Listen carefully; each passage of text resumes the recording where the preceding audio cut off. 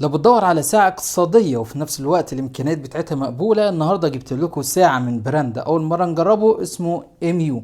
عايز أقول لك إن هي بتيجي بموديل AH700 أو واتش برو 3.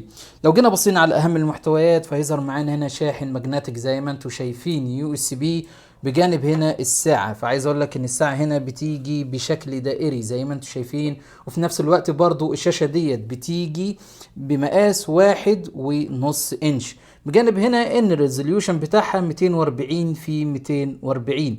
الاضاءة بتاعتها كويسة والالوان بتاعتها ممتازة جدا زي ما انتم شايفين، هتأدي الغرض. بجانب هنا برضو عايز اقول لك ان الساعة ديت فيها زرارين، زرار ده اللي هو بتقدر تقلب بيه زي ما انت عايز، وهو زرار برضو من هنا زرار خاص بيه اللي هو يقفلك الشاشة او يدخلك على السبورتس مود برضو. لو جينا بصينا كده من الخلف هيظهر معانا السنسورات الخاصة بقياس نبضات القلب، الأكسجين في الدم، وبجانب هنا البنات الخاصة بالشحن. وهنا هيظهر معانا السبيكر، والناحية التانية المايك علشان تقدر تعمل منها مكالمات. عايز اقول لك ان المايك ده فهو ضد المية. لو جينا بصينا على الساعة ديت فبتيجي بستراب سيليكون ومقاسه بيكون 22 ملي، تقدر تغيره بسهولة بجميع الألوان والخامات اللي انت عايزها. لو جينا بصينا على الساعة هنا برضو فيها النوتيفيكيشن بيوصل العربي بتاعه كويس، نقدر نقول ان هو بيقسم الجملة على سطرين مش بالشكل الصحيح، لكن نقدر نقرا الاشعارات بتاعته بشكل كويس، بجانب ان هنا بيبين لك من اي ابلكيشن بالظبط. يعني الرسالة دي وصلت لنا من الواتس، هنا ظهر لنا الاسم بجانب الرسالة بشكل كامل. لو جينا بصينا على الساعة ديت فعايز اقول لك ان البطارية بتاعتها بحجم 220 ملي امبير، هتشتغل معاك تقريبا من 3 ايام الى 4 ايام شغل متواصل.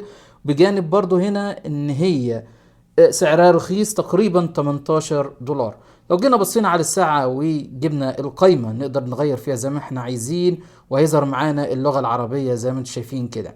هنا هيظهر معانا الرياضات اللي هي تقدر تقيسها سواء الجري او كرة القدم او الكلام ده كله. هنا الفيسبوك علشان الاشعارات تظهر لك بتاع الفيسبوك، وهنا السجل بتاع المكالمات تقدر تعمل منها مكالمات من خلال الساعة على طول، بس لازم تربطها بالبلوتوث. هيظهر معانا سجل الهاتف، تقدر تضيف الاشخاص اللي انت عايز تتصل بيهم من خلال الساعة. وهنا قياس نبضات القلب والاكسجين في الدم متوفر فيها ده كله. وهنا الاكسجين في الدم زي ما انتم شايفين، تقدر تتحكم في الموسيقى وفي الكاميرا وضغط الدم وتويتر زي ما انتم شايفين. وهنا ضبط المصنع، وهنا هيقيس لك درجة النوم بتاعتك. وهنا لو حبيت ان انت تقدر تدخل على الاعدادات، وفي سيري وفي لغات كتير جدا منها الانجليزي والعربي واكتر من لغة. احنا شفنا اللغة العربية نقدر نقول عليها مقبولة، والحروف والارقام بشكل كويس جدا. تقدر تغير الصورة بتاعة الساعة بشكل سهل جدا من خلال الابليكيشن بتاعهم، وتقدر تحط صورة شخصية ليك زي ما انتم شايفين كده. لو حبيت تربط الساعة مع الموبايل هتنزل برنامج هاي واتش بلس وهيفتح معاك كده.